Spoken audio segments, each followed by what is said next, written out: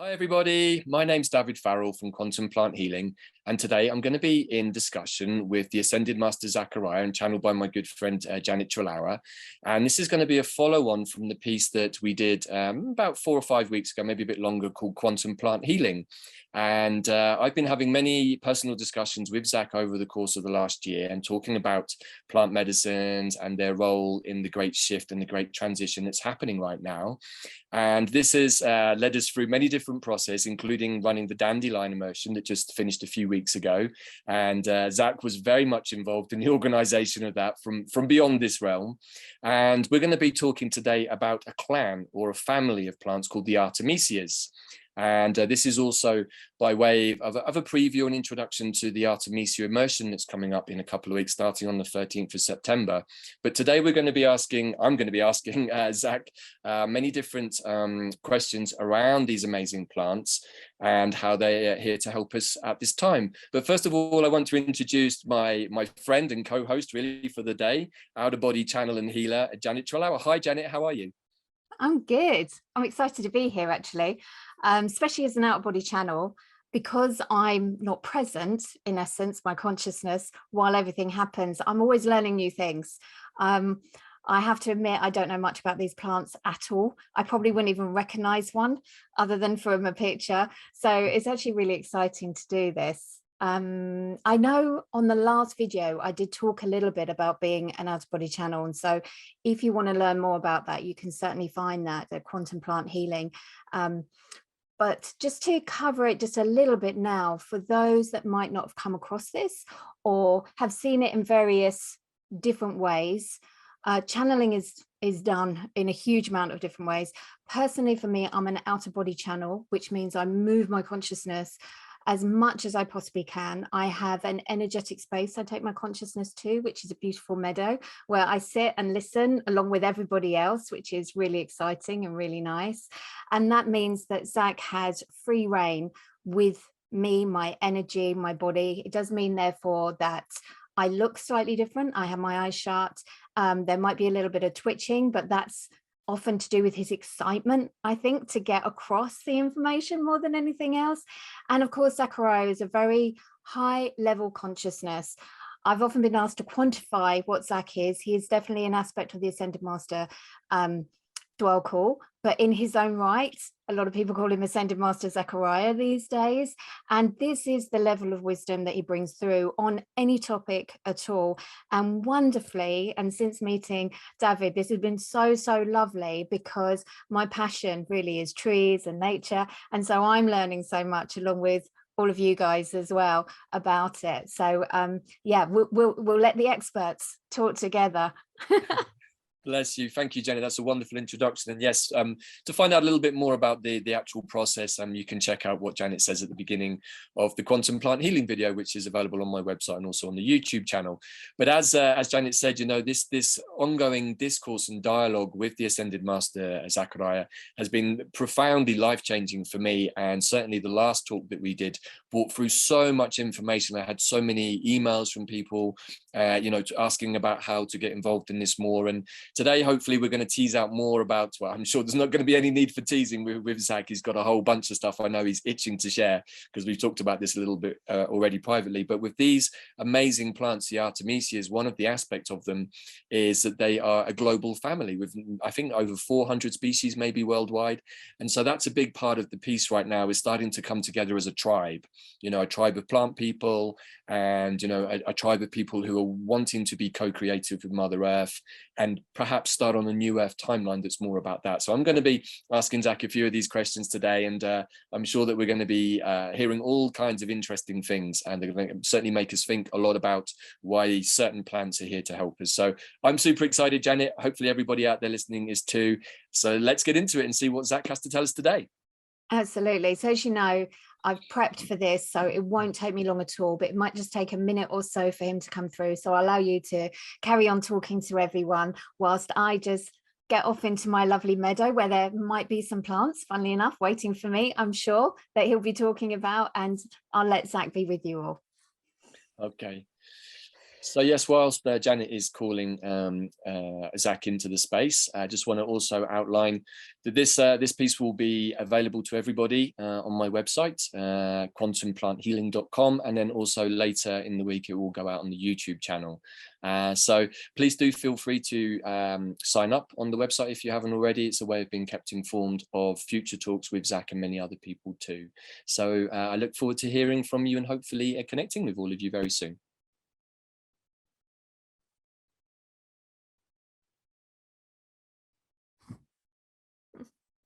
Welcome, my dear, welcome. That was quick, was it not? It was good to be in communication with you again, Zac. Now, I normally ask you, how are you doing? But of course, as you once said, you're always doing fine because you're in a different realm from us. But by way of being polite, you know, I hope that you're excited about today's talk. I know that I am and that Janet is, and I'm sure that our audience is too. So where would you like to start today, Zac? We're going to be talking about the family of Artemisias. The first thing to say is they're really coming into their own. They have had such a close connection with the evolution of humanity in each of the cycles of renewal, you could say, that humanity has experienced. And they are very much moving through the darker aspects of humanity. They are not dark themselves, but they know how to tread carefully in those realms of those parts of us that we often find very difficult in human life to shift, to let go of, to move through. They are very friendly in this regard because they understand what humans often think of as weakness. They just simply see as another level of transformation that is needed. Makes sense to you, my dear? It does, yes. And it's actually one of the questions that I was going to ask you about the nature of the Artemisias, because they're very powerful, transformative plants, but they do also work in the shadow. And the way that I've worked with Artemisias in the past is by working with them to take my light and their light into the shadows to illuminate those spaces so that whatever is in the shadows can be lifted out. It seems to me that right at this time that they're stepping forwards because humanity has a shadow that still needs to be lifted. Would it be fair to say that that's part of the reason they're stepping up right now? Absolutely. And this is very prevalent for humanity, because when you think of the globe as a whole, your world as a whole, there are so many animals, so many insects, so many birds, everything that are living on this planet alongside humans. But it is humans in particular that think this now. Animals have always been drawn to eat particular leaves and other such things, to do with these plants when they have needed to shift and move through certain parasitic, bacterial, and other problems that they may have had, which usually have resulted from human interference, maybe in their location or whatever. So you understand the animals have done this constantly, but humans, well, they are stubborn folk. Are they not? They are stubborn. They do not always do what is best for them because they think more into the future than animals do. They become worried and concerned and they think of difficulties and blah, blah, blah, blah, blah. And so they keep living with these difficulties and these shadows, as you call them, and other, and resist what nature has behold to them that can help them. But now is the time, as you say, my dear, and this is why this is such a timely conversation between you and I, who love these plants so dearly, because we can truly see their power, their need, and how they are going to shift, if they are allowed to, into a space of comfortable alignment with the light. Understand? Yes.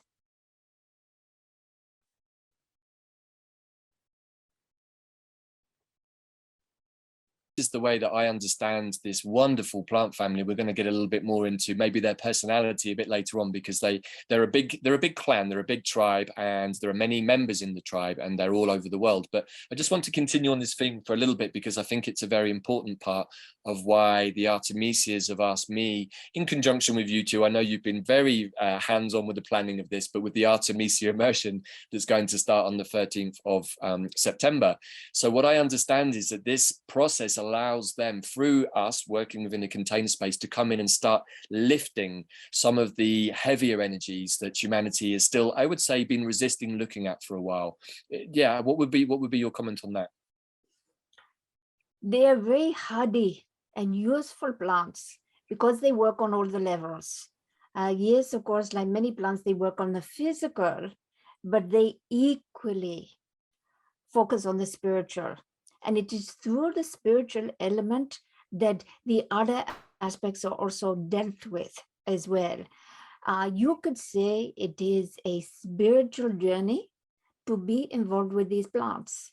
Whether you are ingesting them in any sort of way, or you are simply having them in your garden, just by having them is not enough, but having a connection with them, to know them, to trust them. This is what is important, to allow the energy that they emanate to move through you, to allow that spiritual recalibration to happen, to allow a movement out of what is so commonly known as shadow and into the light. As you say, they illuminate, even though they often are shaded themselves.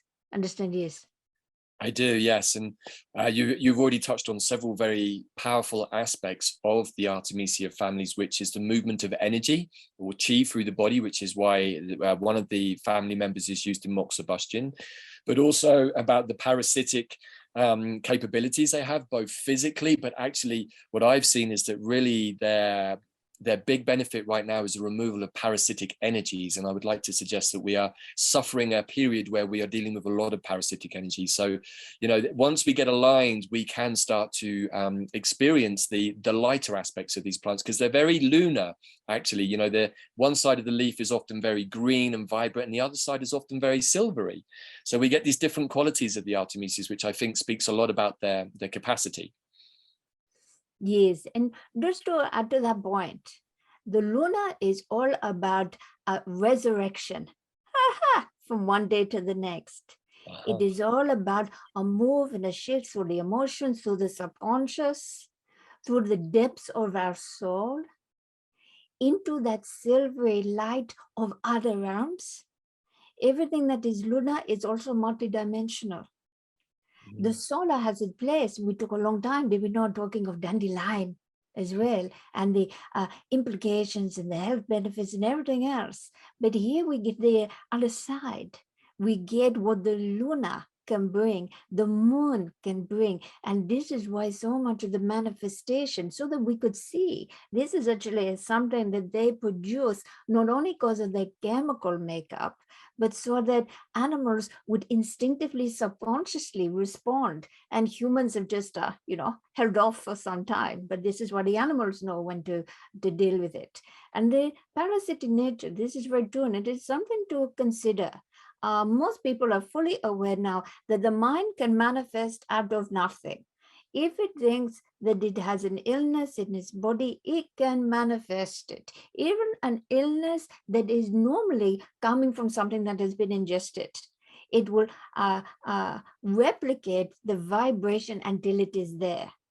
So it is not much of a leap to say that a lot of the parasitic, as you say, entities, there are many different ones, of course, we can talk of this, but many of the people are experiencing at this time have come from thought processes which have allowed a nature of vibration of parasitic interference within the body to become manifest in the body.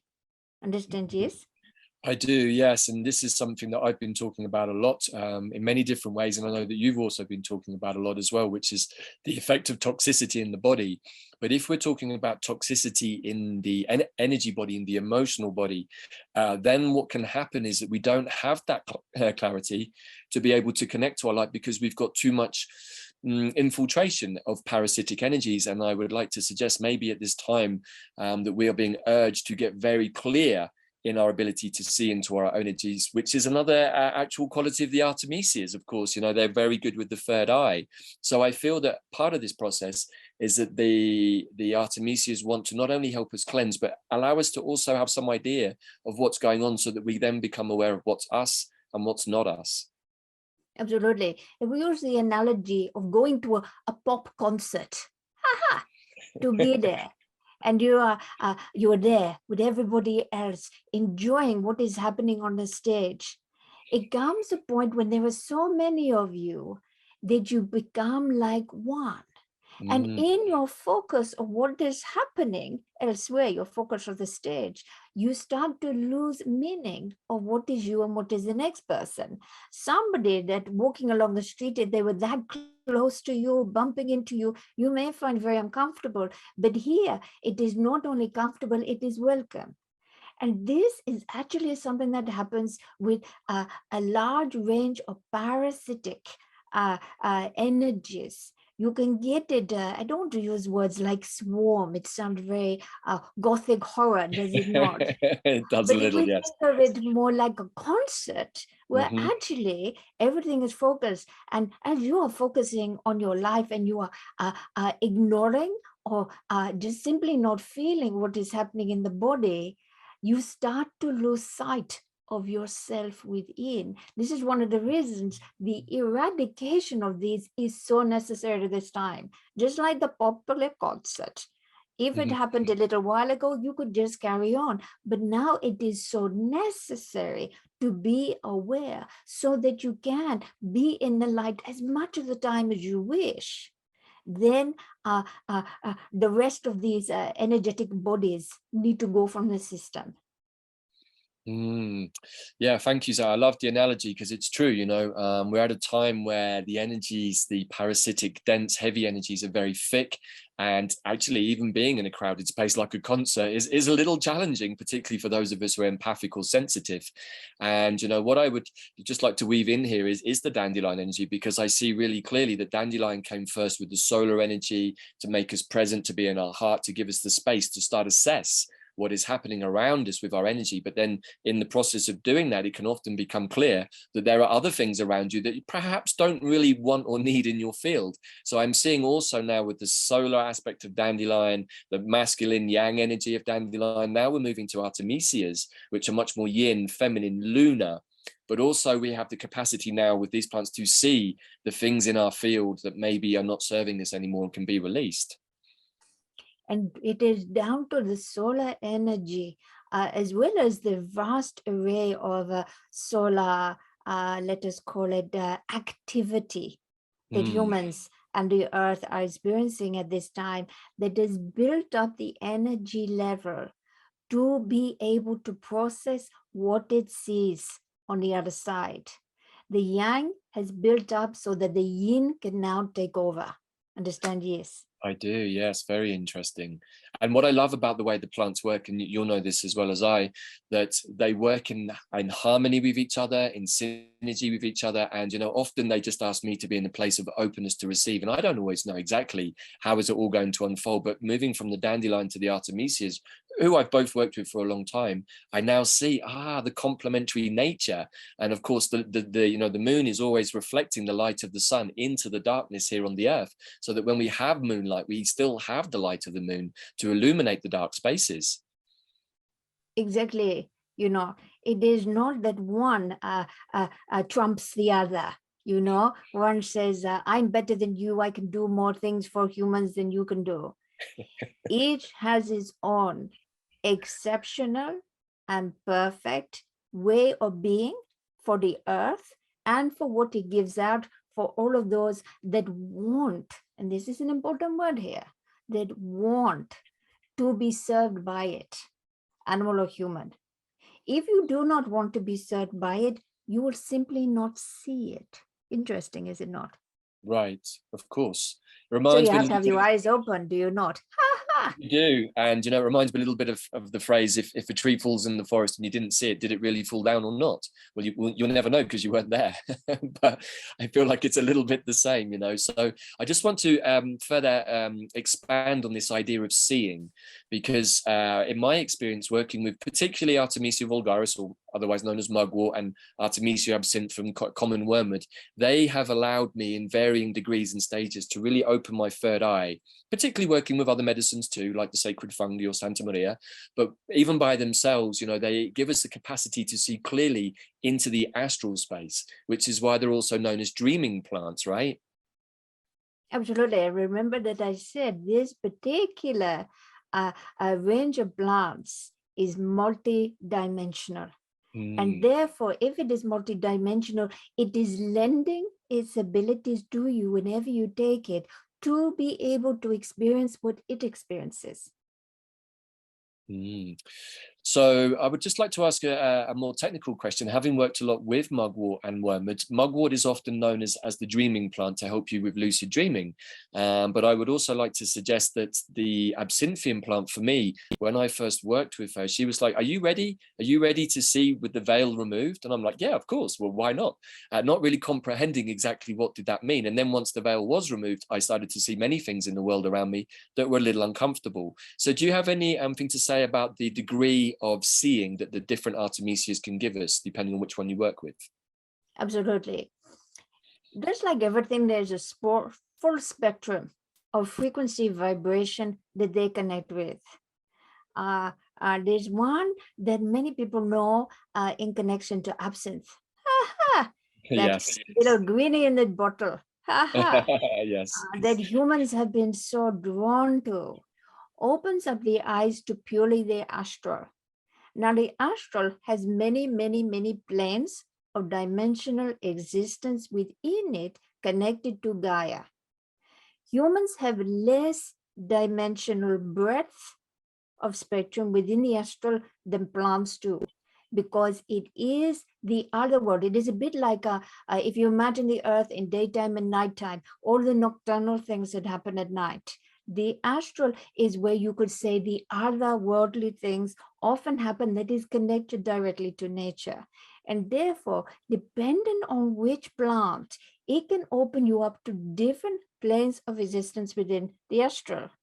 The one that is so closely with absence and other will get you to a lower level. Now, we are not talking like the underworld or any of these types of specifics, just simply into the astral, but it is very close, and it combines a lot of the nature of humanity that the plants and others have taken on. Therefore, within this realm, there is often fear.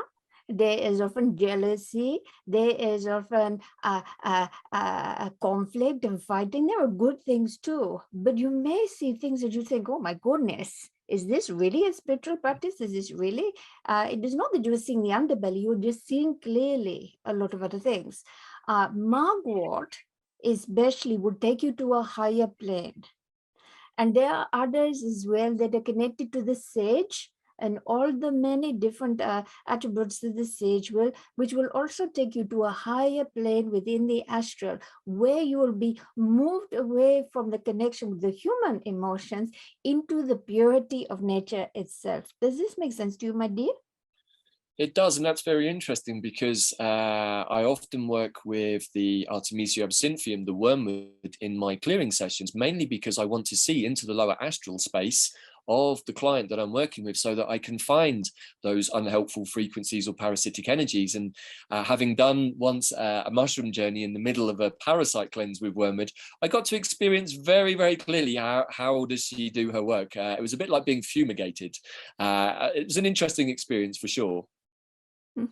Yes, exactly. And as you say, the combinations will allow you to open doorways within the planes, within the astral. Sounds very complicated, but it is like any other terrain. When you get used to it and you actually visit it a lot, you start to learn the pathways that are right for you within it. Understand? Yes.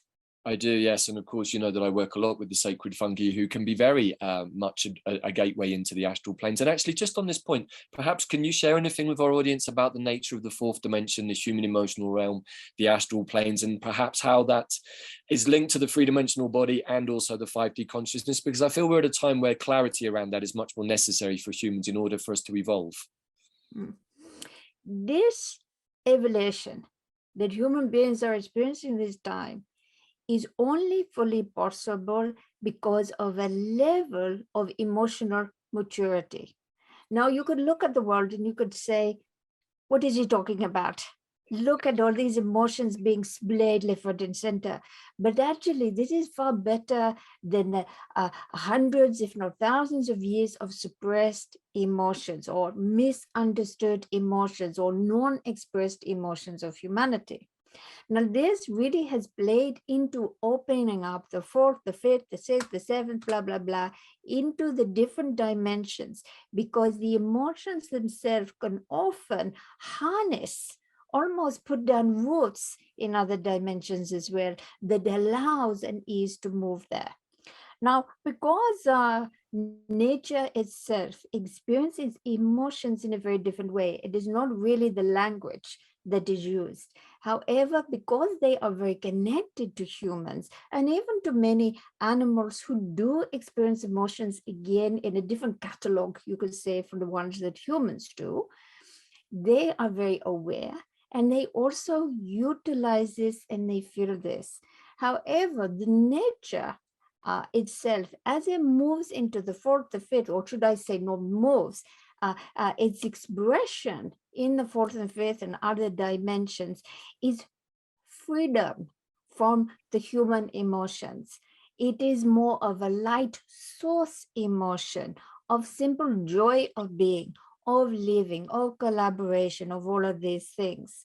Therefore, there is a link between the dimensions. However, you could say humanity are very good at emotions. In the lower vibrations, they are really understanding it in this third, fourth, and moving into the fifth.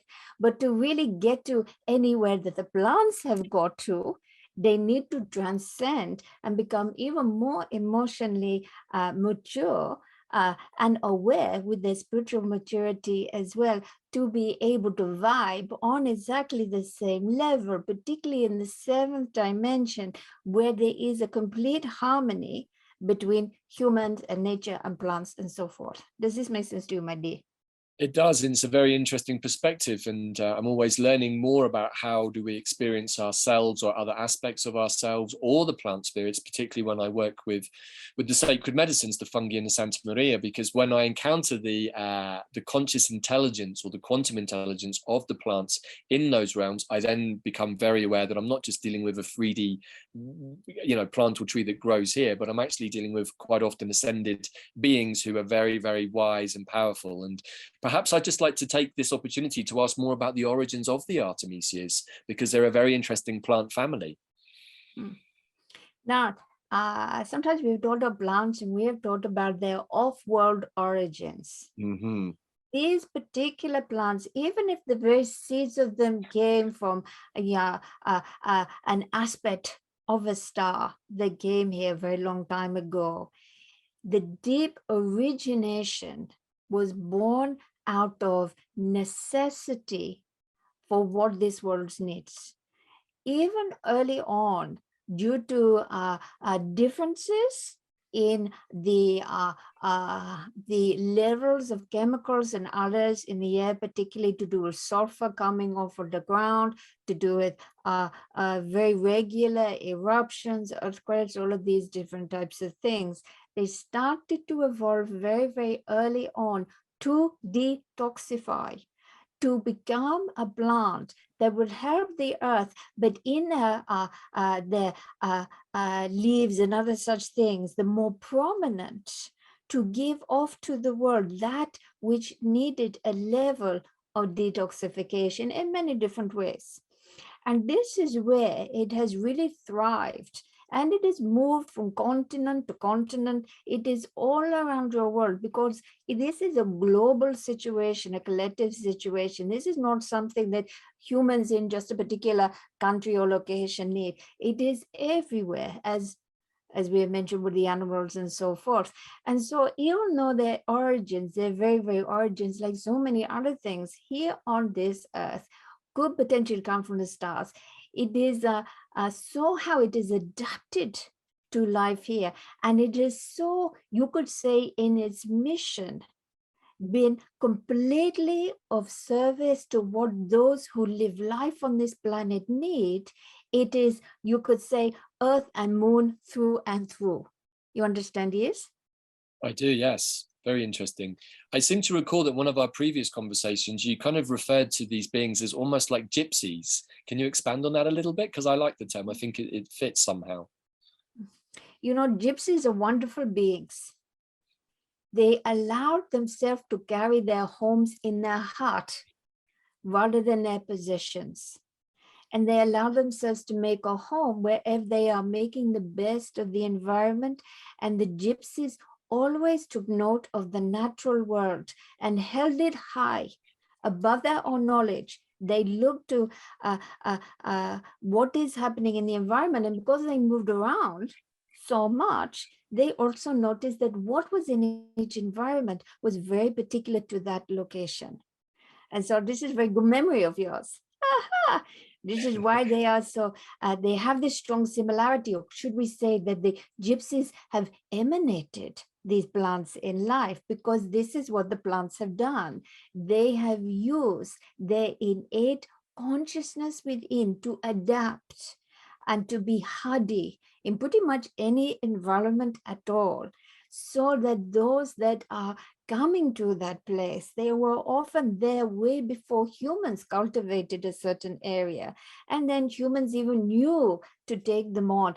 Sometimes things could be quite tasty, even though bitter, you know, quite tasty in foods and others, which encourage people to take it when they then move to another location. And in this way, it is populated. But this is one of the reasons why you have so many different types of species, because each one has very, very cleverly evolved itself to the needs of the first location that it actually put down its roots in. So you could say they are evoluting enormously. And I would not be surprised if, 100 or so years from now, you have 600 of these different variants rather than 400. Understand this? I do, yes. And I mean, I'm a long-term enthusiast and lover of the Artemisia species, and have grown, I think, probably somewhere between 25 to 30 different species. But when I think about the totality of them across the world, it's like, wow, they have been working with many indigenous people from Japan to I think to Australia, to Africa, to South America, to North America.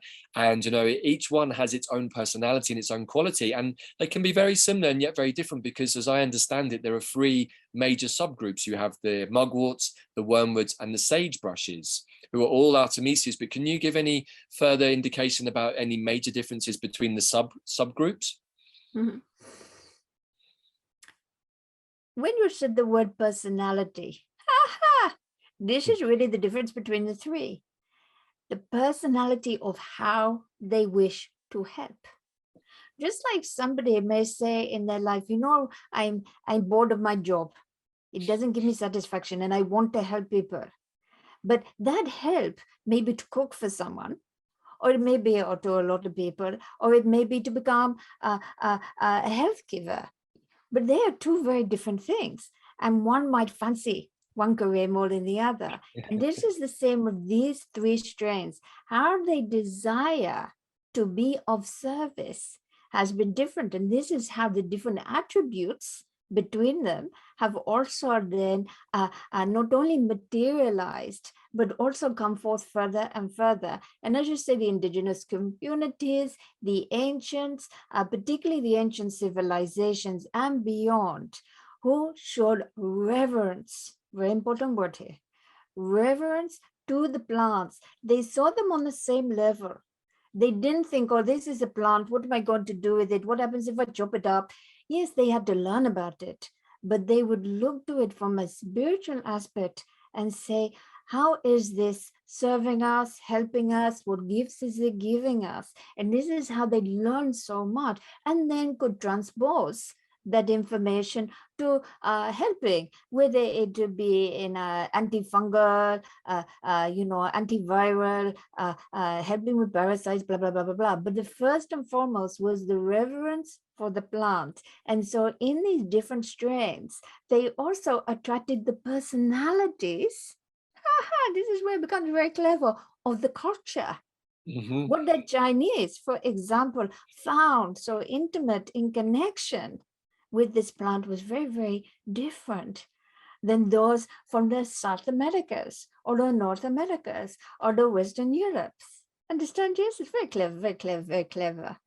I do, and it's one of the reasons I love this family so much. I mean, they feel like my witchy sisters, really, and that's something I want to talk about in a minute too. But just on this theme, you know, when I've encountered for the first time the different spiritual aspects of the various Artemisias, they often have a very relevant persona to the culture where they've been working. So, for example, the Artemisia absinthium first appeared to me as a Victorian sleuth working in the shadows, a little bit like a Sherlock Holmes, because absinthe was very much in the Victorian awareness. When I encountered the Mexican one with the Artemisia ludovinciana, which is called Istihuatl in the local tongue, I got a very, very strong sense of an Azteca priestess or a witch. And so every time I've met different Artemisias, they also somehow imbue the energy of the culture that they're communicating and working with, which is why they all have these beautiful, unique personalities, I think. Absolutely. And this goes back to the connection with the gypsies. A gypsy retains its identity, its heritage, its culture, whilst being also aware it is down to the gypsy itself to also become part of the community. And this is what this plant does as well. It retains, whilst also mirrors, reflects, and also blends with the culture that is around at that time in that particular place.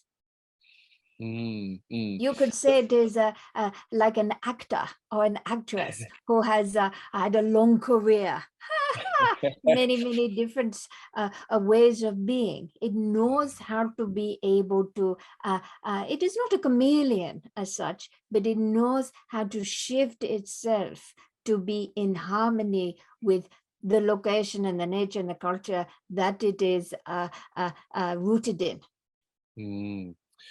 I think that's a really important point. And one of the things that the Artemisias have shared with me ahead of the immersion, which is going to be held for many reasons, is that we can do this as a global family and as a very kind of tribal aspect to the Artemisias wanting to connect us with our brothers and sisters all over the world, but with also their own cousins, their own gypsy cousins in those lands. And I think that's really beautiful because it's showing me how this tribe of plants can help us step up to be a tribe of beings across the planet. But by also working with our local Artemisias, it opens a door to maybe some history within the land or within the culture, but also our own connection to the piece of earth that we're currently residing on. Absolutely. Many gardeners do not find him attractive enough to put in their garden, but they are missing a trick, as the modern expression goes, because they not only can really bloom in many different environments. If kept in check, sometimes they can take a little bit over, you can imagine. But what they can also do, if you have parts of your land, your garden, however you want to think of it, which is has parasites, you know, or something that you think of as a parasite, you know, maybe you're having difficulties, maybe you are a gardener or you're growing vegetables or other where you get, you know, like plagues coming in. Plant some of these around, see what naturally happens. They will naturally attract and also repel much of this as well. So there are many uses, deep for the energetic core, but also in such a practical sense that, you know, humans are missing a trick at the moment. You know, it's just prompted a question from me, which I've observed many times in my own garden, particularly with the absinthium plant, is that every year they will get these black flies at the top. And I often used to wonder, how come an anti-parasitic plant has got all of these parasites? Is it because they're attracting them to the plant so that they don't go to other plants? Or is there another reason for this, Zac? Absolutely. One of the ways of repelling from another plant is to attract them to them. But the plant is very clever. On occasion, it will take in what it can take. If it is actually quite weak at the time, it will not do that. And instead, it will emit something you could think of more like a vibration so fine that, you know, the human nose would not pick it up, but would release that which will then repel in a different way. But you know, you've got a very hardy, strong plant. If you see these insects upon it, because it can simply take it. It can say, you know, I'm taking one for the team. Right. Yeah, exactly. And you know, that's what I've actually observed with the wormwoods in the garden, is that they will often get this black fly, and sometimes the plants will suffer a little bit, but it never seems to kill them. In fact, quite often they seem to come back stronger afterwards. And so I wondered whether there was a symbiotic relationship there on one level, that maybe the plant has to take on some parasitic energy in order to be able to be better at repelling it. It is like anything, you know, it is no good being a therapist that is going to help lots of people with trauma, and then no one with trauma comes to you. You understand? Yeah. So for a plant such as this to be able to have such properties, it also has to learn about how the evolution of the insects and other around is going. So what it can absorb within can tell them what seasonally or annually has changed in that particular parasite, so then it can also infuse itself with what is needed for the next level. Understand? Yes. I do, yes, because it's exactly how I work with my shamanic healing work, is that normally spirit or my higher self will ensure that some energy comes through me in my body, in my energetic space, so that I understand what is that energy. So then when clients come to me who've got the same problem, I know how to deal with it. And in that regard, I have to say the Artemisias have been one of my greatest teachers in terms of working what I would call magic.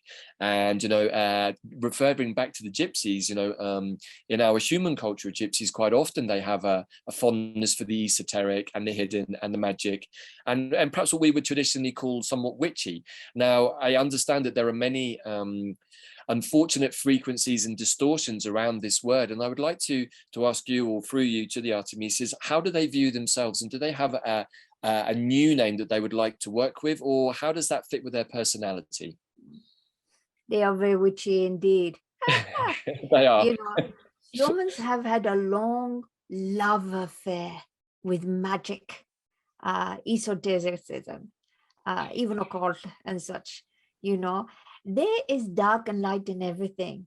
And in your modern world, there has been so much focus on the dark, Yeah. but there is almost always infinitely more light. And within those particular traditions, whether we call it magic, whether we call it Wicca, whether we call it witchcraft, whatever, there has been a deep, and we've added this word, reverence for herbs, for plants, for the constitution of the body and the constitution of the plant, and the synergy between the two. There has been an awareness of the other realms and of the importance of the sun, the moon, the seasons, the gods, the goddesses, everything. It is so much more of an enriched life than what often people think of their everyday life now. So they are, and many of the energies, by the way, maybe the very high vibrations of these energies are here, listening intently to what I'm sharing.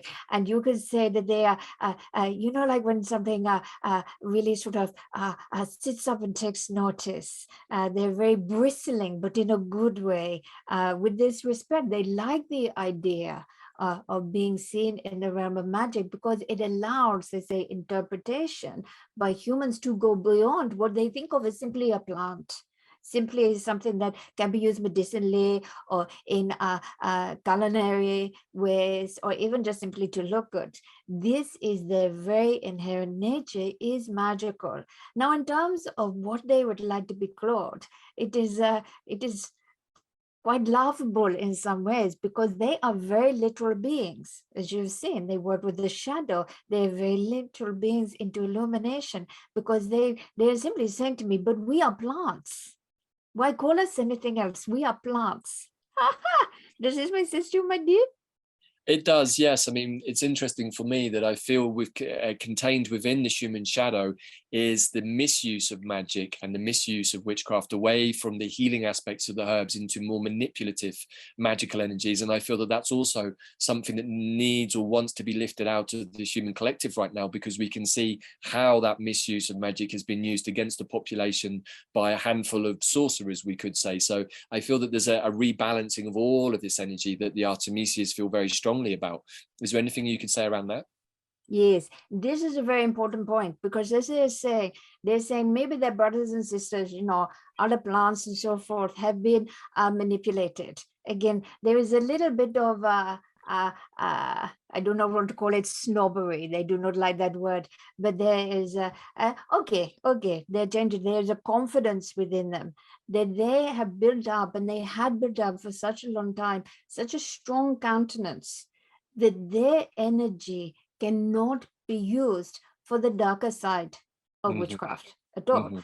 And so their own representation in plants and in spirit has never been used and cannot be used in the darker arts. This is why they are still so keen and happy to be associated with magic, because they're using the term lesser plants, but you know, you and I would not use the term lesser. What they mean by that is, when they say lesser, is ones that are not rooted so deeply in a very, very clear idea and energy of what they are and what they do. They have such a strong purpose that they will not be bent from that.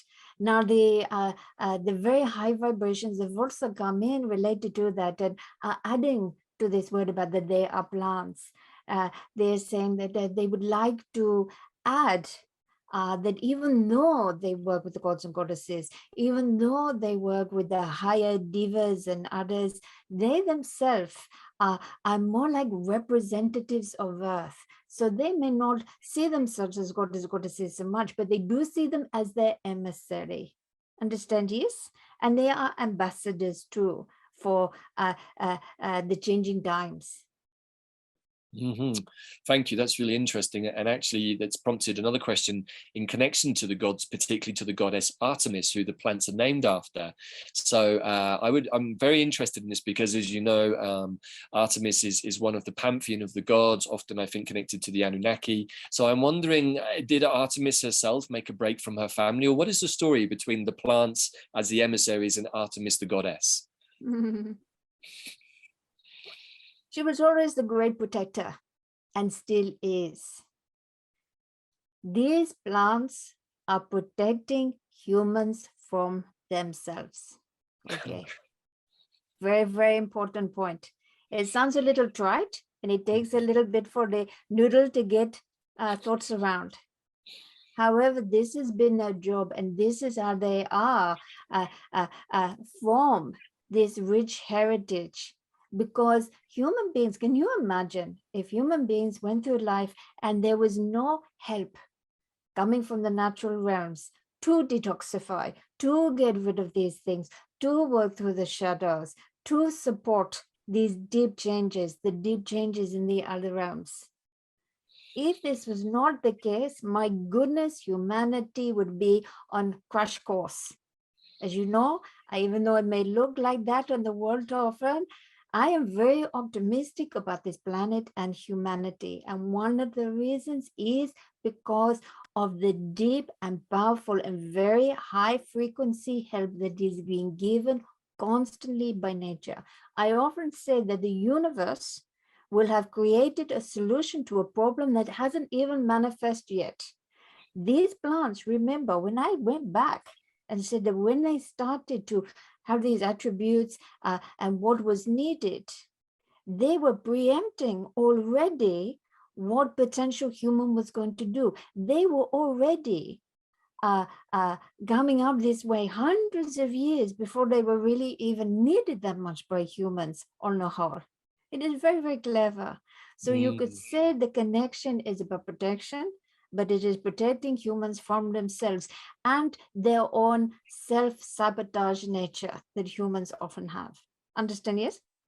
I do, yes. And actually what's coming to me as you're saying that is, from my own experience, the Artemisias taught me about magic and also about the dark arts. And as a medicine man, I had to learn very strongly in the Amazon about this and the nature of the dark arts when misused, particularly with medicines like ayahuasca, which can be very inverted by sorcerers and shamans with bad intentions. And what I found was that in the jungle, particularly mugwort, she would often show me right before something would come to my space that was an unhelpful energy. She would show me that it was incoming, and I would then be able to protect myself against it. So I learned about magic and the dark arts through mugwort especially, but also some of the other plants.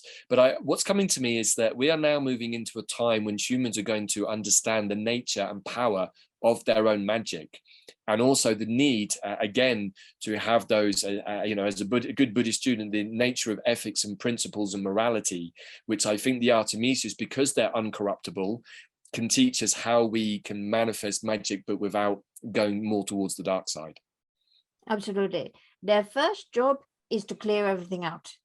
So do not be put off if you work with these and you think, oh my goodness, golly, that's quite a harsh lesson I have just learned. It is a bit like it goes into your insides and then shakes you all about, But this is not being done so out of any consideration to be harsh or to be cruel. It does it because that is what is needed. The next step after, however, as you say, it is a great teacher regarding integrity and about clear action.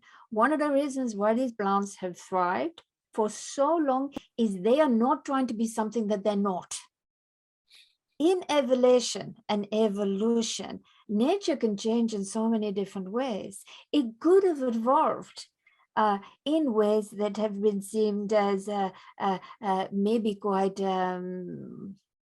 attractive, but it has stuck to its plan from day one. It has known what is needed. It is, as I said, like the ambassador for the gods and the goddesses in this way, and it is stuck to it.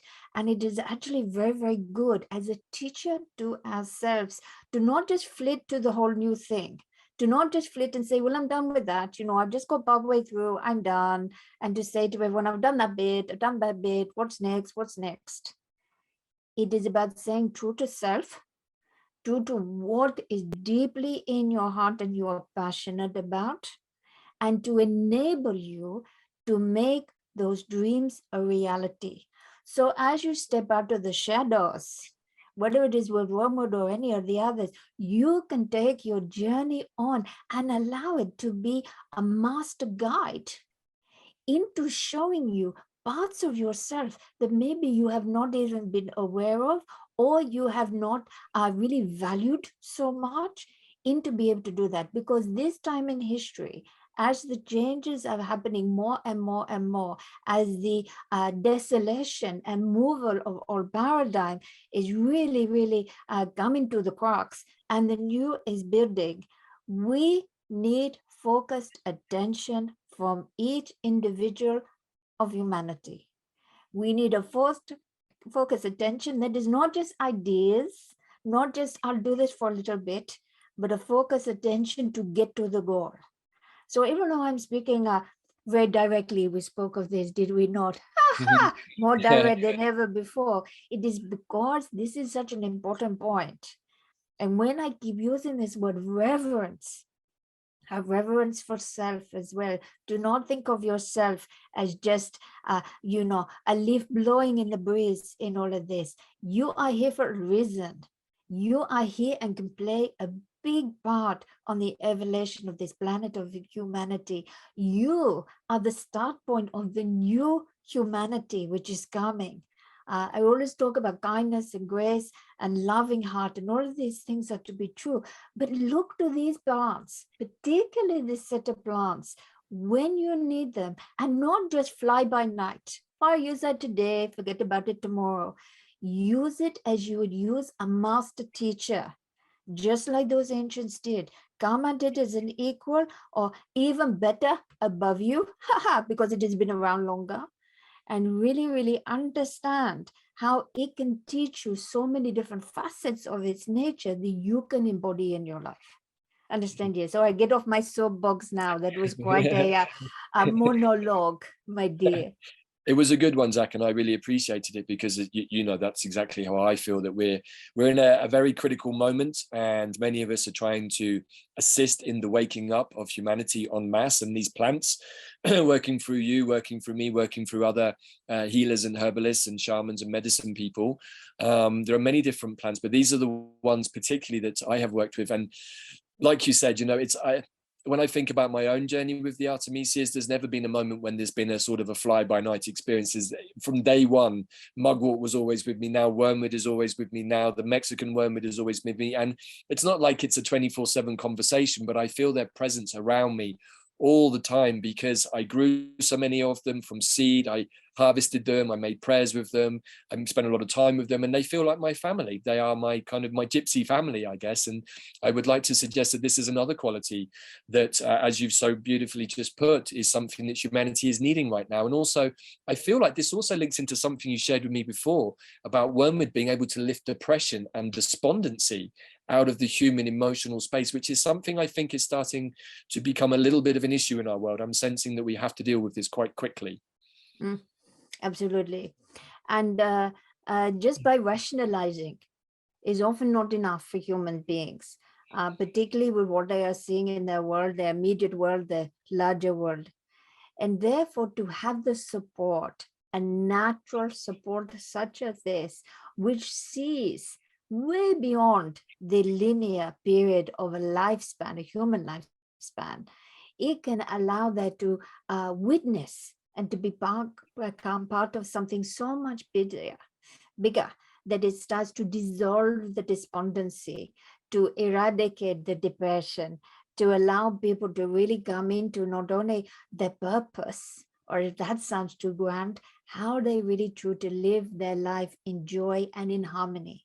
One of the important things, and this is why this is so wonderful to hear you talking about them being family.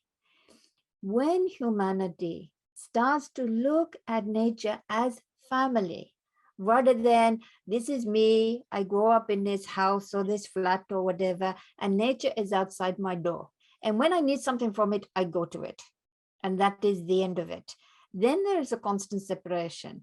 When we actually see nature as part of us and us part of it, and that it is constantly there creating these solutions, and we always keep a sense of wonder and awe, the plants and others will constantly respond to you. They will show themselves to you to give off this vibration that says, you and I are family. Whether that be what somebody considers a weed, whether that is something that someone considers a glorious, pretty plant, whether that is shrubs, trees, whatever it may be.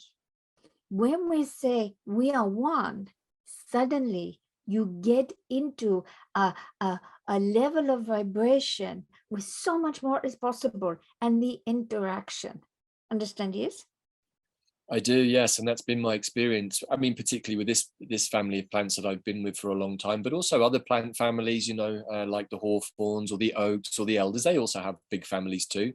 Maybe a little different from the Artemisias, but something that you said at the beginning has prompted a question in my mind about how the Artemisias and even other plants, they prepare ahead of time for human necessity. And one of the interesting things that I discovered was that wormwood is mentioned in the Bible, in the book of Revelations.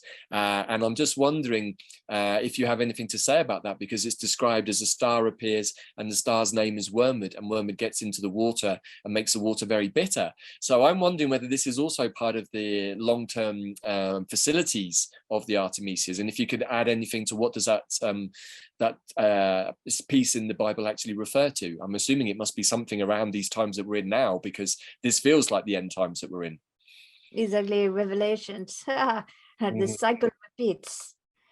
And this is something that is very interesting, and it how it is written denotes how human beings think.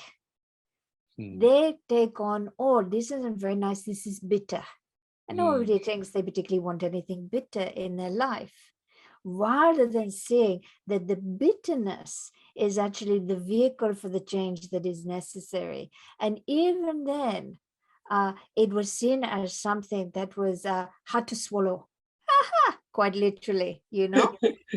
Even though what it actually is doing is, yes, this is a plant, we are not adding perfumed additives and all sorts of things to make it all very pleasant. But what it is carrying in its potency is enough to turn things around within someone. Just like, as you say, with revelations, often you have to get to a crisis point. Sadly, in human nature, maybe in the future it will not be this way, but need to get to a crisis point for things that are hard to stomach to suddenly become appealing, because we know the ingestion of such, taking into such, will create such a change within us that, although uncomfortable in stages, will result in a whole new way of being and life. Understand this? Yes, I do. And what I understand also, and maybe this is just my astrology being Scorpio, but I often identify that kind of process of, we can say, death and rebirth. And death and rebirth can come in many forms, and I'm sure many of the audience will have been through various processes, shamanic processes, or even just life processes that have felt like a death of oneself and the rebirth of something new. And I feel like we're at a time when humanity is going through a whole death and rebirth process en masse.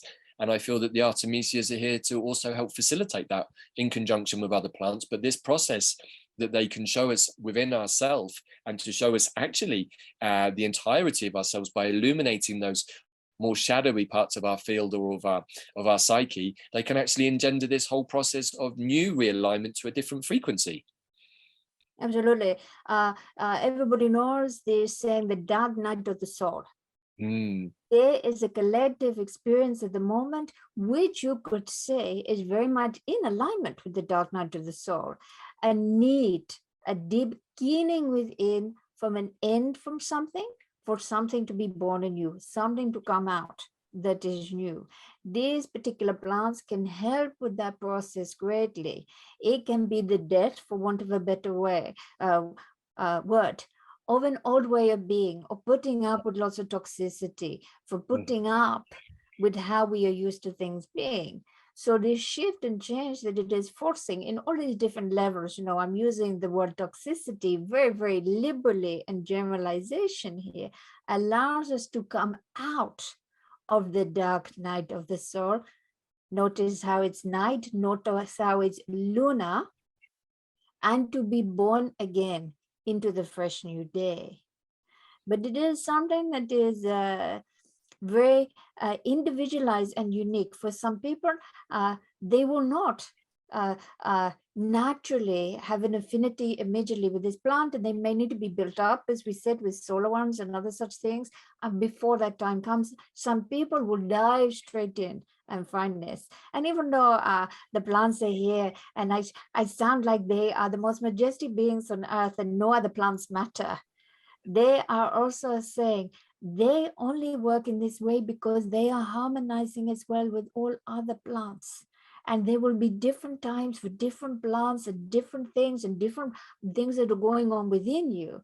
But particularly for this element, or if you are feeling yourself that you are in this a spiral out of control that the dark night of the soul can make you feel, this is a very good place to start, particularly with the mugwort, which will also give an extra layer of protection around you while you try and sort it all out. Understand, yes? I do, yes. And of course, we've talked about this before. And again, I just want to loop back to the importance of the dandelion, who gives us that capacity to be in our heart, to create space around us. So then the Artemisias can come in and help release that stuff that is perhaps still around us or in our field that no longer serves us. And the combination of being present and in the heart, but in a clear energy space and in alignment with authenticity and integrity, it's really clear to me to see how these two plants or species of plants are harmonizing with each other. But we also have later in the year immersions coming up with the elder and with the yew tree, which we'll talk about, I'm sure, on another occasion, because they're also part of a series of steps that the plants have stepped in, given to me, I think also have communicated with you. And so there is a very strong collective effort going on right now with many beings, either in physical form, in plant form, or in ascended form, to work together. And I would like to take these last few minutes, Zac, because we've already gone through an hour here talking so much about the Artemisias. But Can you maybe summarize for our audience why these plants are so important right now for physical, energetic, and emotional cleansing and realignment, if you were to summarize it all? In summary, humanity have reached a point, a crux, not so much a crossroads, because there is only one way to go. But to me, to get over that hurdle, to get the final part, you could say, over the top of the mountain, it needs to let go of its baggage. And a lot of this baggage comes into toxicity and other such things. These particular plants have evolved with heart and determination to be there for the humans and the animals and others. And so at this time, they are really in their glory. They are in their light.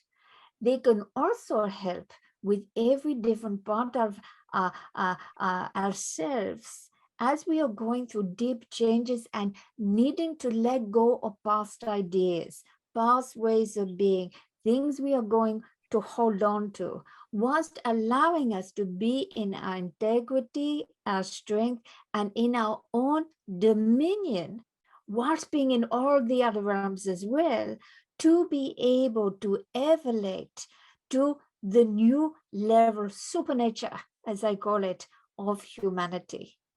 Now you could be thinking, all crumbs and craggy, I need to go out and get this immediately. But this is one of the reasons why you're listening to it now, to come into your awareness, so you can feel into which is the right one for you right now. And this may shift and change, and you have Davyd, of course, to tell you so much more about all of these different things.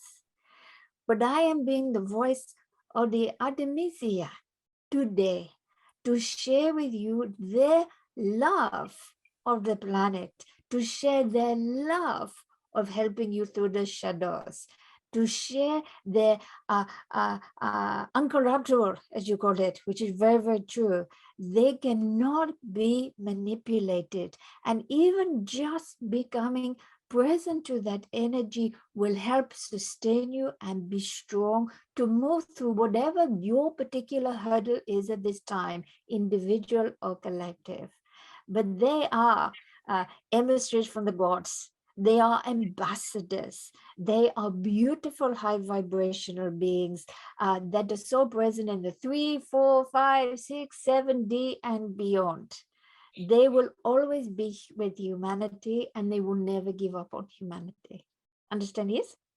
I do. Thank you, Zac. That was beautiful. And I totally concur. You know, I've been with these plants a long time in this lifetime, and I believe many other lifetimes too. And, all of the things you've just said, I think is so important right now.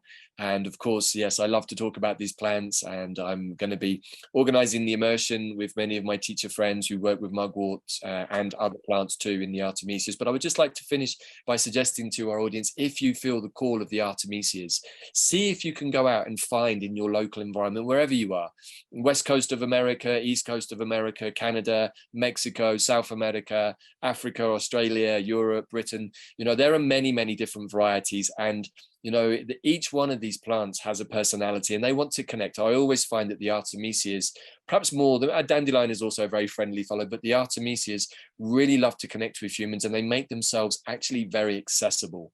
And if you work in the way that dandelion taught us, by being in the moment, putting out that prayer, I want to connect now with the Artemisias in the most appropriate way, I would suggest that maybe if you went out into your local environment, you will probably find at least one of the Artemisia family wherever you are. And this is also part of the process of self-empowerment.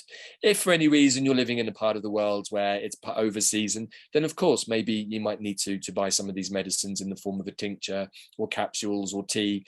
But again, it's like tune into the aspect of the Artemisia that resonates in your heart, right? And then go out and find them. So do you have any final thoughts, Zac, to add to what we've just said? Is there anything that we should have talked about and didn't with the Artemisias? No, we are complete. Good. Good. Thank you so much. Well, look, as always, Zac, it's an absolute pleasure to be in a communication with you, because I always learn so much, and we both love the plants, and I guess both of us want to share in our own way that love to the collective, so that we can help facilitate that deep reconnection as humans into the natural cycle, which we are naturally a part of, right? Absolutely. And, sometimes we just need to bring this to the attention. And so that people cannot think to themselves, am I mad? Did that plant on the street just talk to me? To allow them to really come into the light into their life. So blessings, blessings, blessings to all. Blessings. Thank you to you, Zac. Thank you to everybody for listening. And I hope that we'll be chatting again very soon about some different plants. So thank you, Zac. Take care, and we'll see everybody next time.